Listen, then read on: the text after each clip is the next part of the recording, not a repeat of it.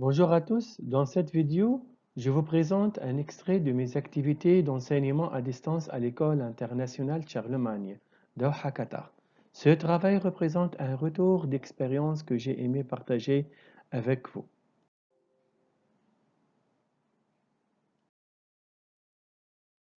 Comme outil d'enseignement, d'apprentissage et de communication, j'ai utilisé principalement la plateforme Pronote, l'application Zoom Meeting, le cloud Google Drive et le messagerie électronique Gmail.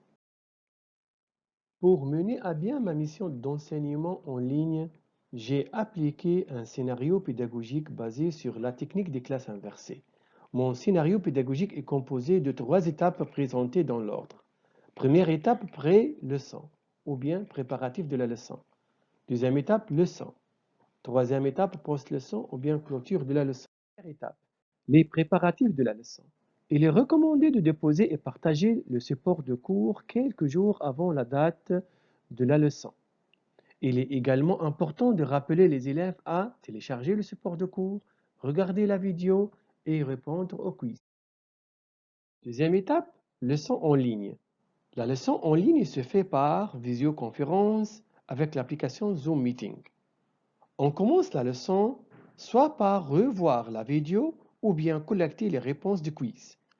Une interaction se produit dont l'élève est la source principale d'information. Troisième étape, post-leçon. À la fin de la leçon, des questions de réflexion peuvent être posées. De genre, quels sont les mots-clés? Qu'est-ce que vous avez appris aujourd'hui? Comment vous pouvez l'utiliser prochainement? Comment ça va fonctionner dans vos projets? Comme on peut donner des travaux pratiques pour s'entraîner davantage.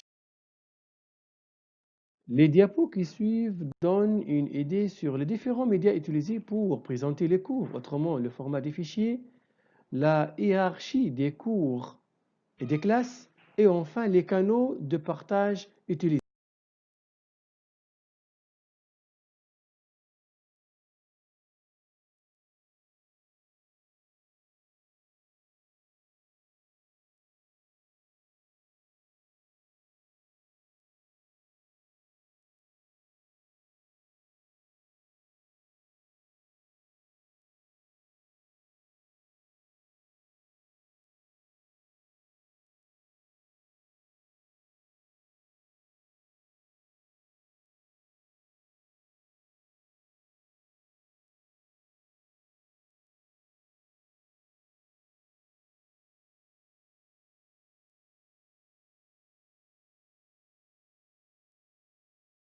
Pour les classes virtuelles, j'ai choisi un extrait de la leçon Comment écrire un email avec la classe CE2A.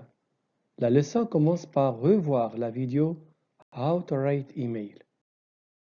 Autrefois, je vous ai envoyé une vidéo, n'est-ce pas? Vous l'avez vue, la vidéo? Ah oui. Non. Oui, non, oui, non, c'est pas grave. OK. Donc, allez-y, on commence. Et donc, je vous rappelle, qu'est-ce qu'on a vu l'autre fois, OK? Allez-y. Donc, je fais le partage d'écran. Ways of communicating. OK, donc je fais le partage d'écran. C'est bon maintenant? Vous le voyez tous? Oui. Vous le voyez tous?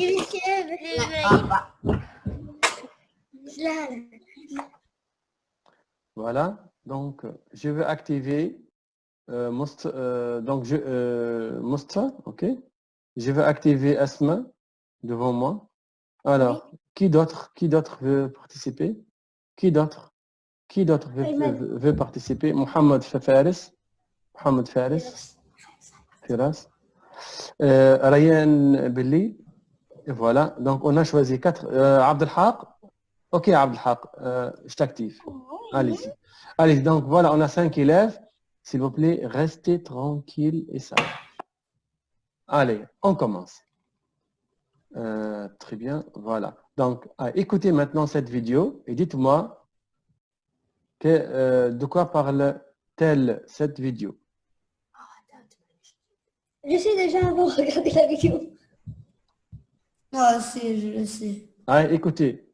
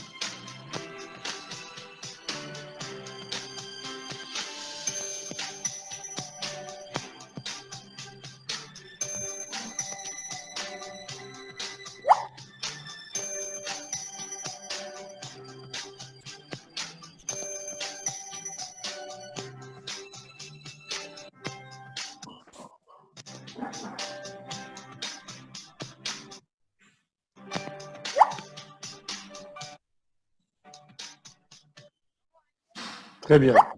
Très bien. Donc, vous avez vu la vidéo? Oui. De quoi parle-t-elle? How to write an email. How to write email. email. Good. Donc, voilà. Donc, cette vidéo résume ce qu'on a vu l'autre fois. Je vous rappelle donc comment rédiger un email. Voilà, donc vous avez constaté qu'il faut fournir 4 parties nécessaires.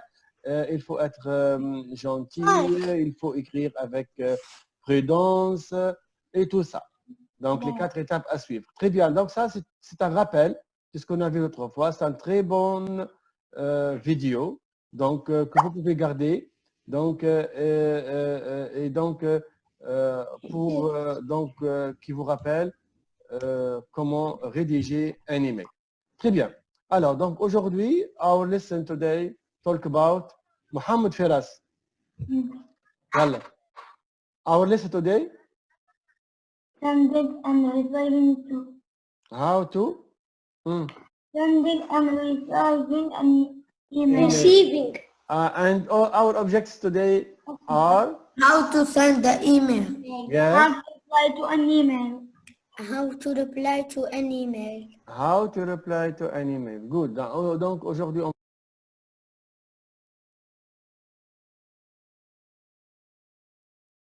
concernant l'évaluation, j'ai utilisé différentes techniques et manières. J'ai fait des examens en ligne avec Pronote. J'ai fait aussi des quiz avec Microsoft Forms. J'ai donné des devoirs à la maison avec des comptes rendus. Et enfin, j'ai fait des évaluations sous forme de projets réalisés sur une période de 4 à 5 semaines. En plus, les devoirs à la maison, les élèves ont fait des évaluations par projet et des évaluations en ligne avec Pronote. Qu'on voit ici, donc toutes les classes du 3e jusqu'au CE2 ont fait au moins une évaluation en ligne sous forme de QCM avec Pronote. On va prendre comme exemple la classe 5e et l'examen de la classe 5e. Et on va simuler donc l'examen.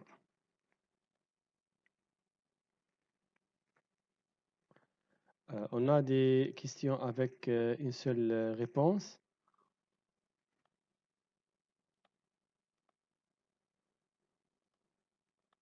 Et on a d'autres qui sont avec plus que une réponse, il existe plus qu'une réponse correcte. L'élève est demandé de sélectionner plus que des réponses. La question 6 aussi, de même, il existe plus qu'une réponse. Ici, donc, la question 7, on a des questions avec des listes variables. Choix de la bonne réponse sous forme de liste de variables avec des figures comme ce tableau. De même, la question 8 est liée à ce tableau et les questions portent donc sur le tableau. Et voilà, donc on arrive à la fin, comme on peut voir, de corriger. Et donc on termine par envoyer donc les réponses.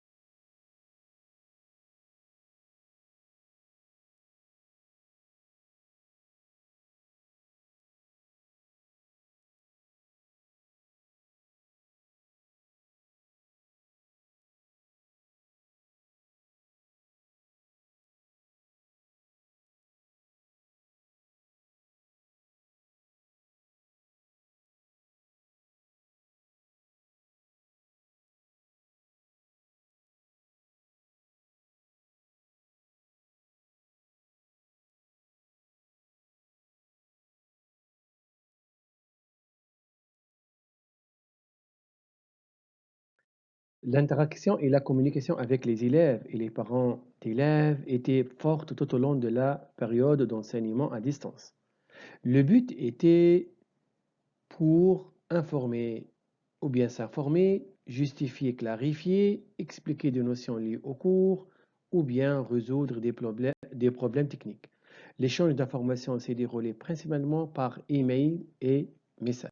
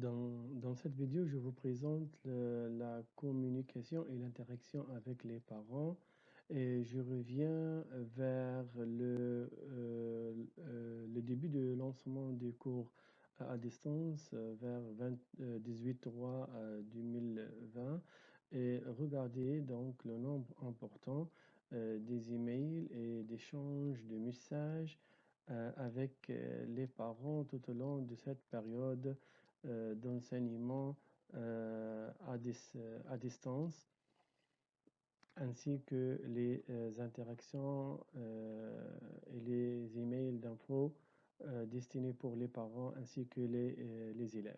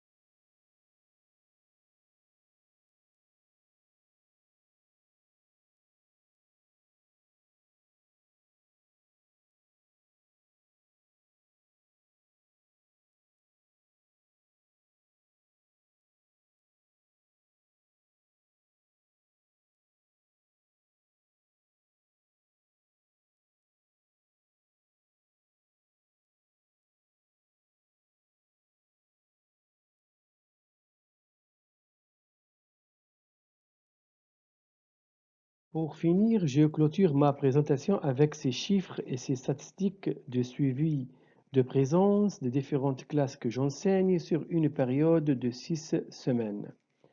Comme vous le constatez, le taux de présence moyen des différentes classes est supérieur ou égal à 70%. Le taux de présence global en informatique tout au long de cette période d'enseignement à distance est de l'ordre de 85%, que je le considère important et rassurant.